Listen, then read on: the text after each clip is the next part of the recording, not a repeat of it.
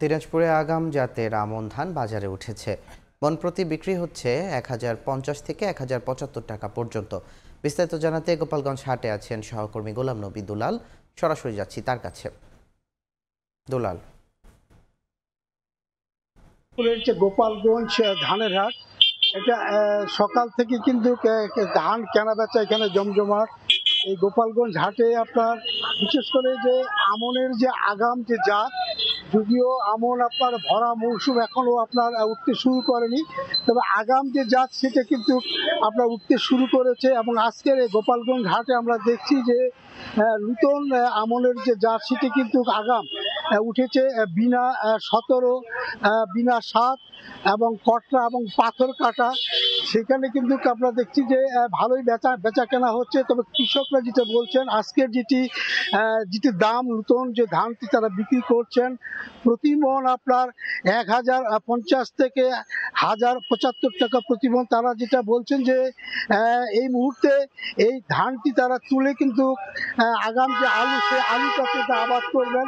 এবং আজকের যে দাম, যেটা কৃষকরা তাদের যে দাবি, যদিও এবার সেচের যে বিষয়টি, কোনো বন্যা এবং অতিবৃষ্টির কারণে সেচ তেমন তাদের দিতে হয়নি, বৃষ্টির পানিতে তারা সেচ দিয়েছেন, তারপরে তারা বলছেন যে দামে তারা বিক্রি করছেন, যে উৎপাদন যে খরচ সেটা কিন্তু তাদের সেভাবে তারা লাভ হচ্ছে না। সার, কীটনাশক এবং আপনার শ্রমিকের যে দাম, সে দামের কারণে তারা এটা বিক্রি করতে তাদের কিছুটা হলো তারা বলছেন যে লাভের মুখ তারা দেখছেন না। এদিকে এই হাটে কিন্তু আমরা পুরনো যে ধানগুলো, সে ধানগুলো উঠছে, বিশেষ করে বগুড়ার সম্পা কাটারি আমরা দেখছি সেই ধানগুলো আপনার 1650 টাকা প্রতি মণ বিক্রি হচ্ছে। আপনাকে জানিয়ে রাখি যে বড় বড় যারা কৃষক, তাদের কাছে কিন্তু এখনো গোদামে প্রচুর পরিমাণে ধান মজুত রয়েছে, তারা কিন্তু এই ধানগুলো এখন বিক্রি করছেন।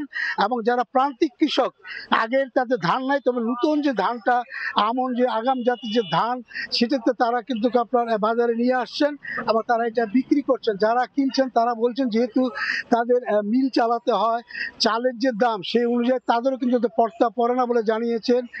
যে একজন কৃষকের কাছে জানতে চাইলে তিনি যেটা জানিয়েছেন যে প্রতি বিঘাতে যে তাদের যে খরচ হয় 22 থেকে 25 হাজার টাকা, সে দামে কিন্তু উঠছেন না। এবং ফলনও এবার বলছেন যে আগাম যে ধান সেটা কিন্তু খুব একটা ভালো হয়নি, তারপরেও তাদের বাধ্য হয়ে তারা এই ধান তারা করেন, যেহেতু সংসারের এবং তাদের খরচ মেটানোর জন্য এই ধানই তাদের একমাত্র অবলম্বন।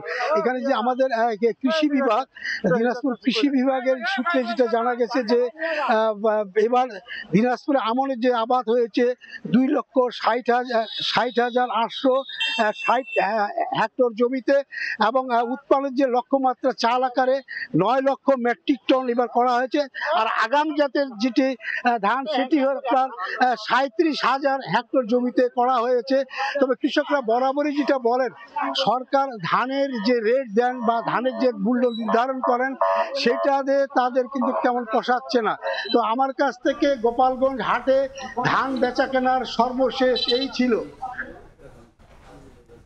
সরাসরি যুক্ত ছিলাম দিনাজপুরের গোপালগঞ্জ হাটে।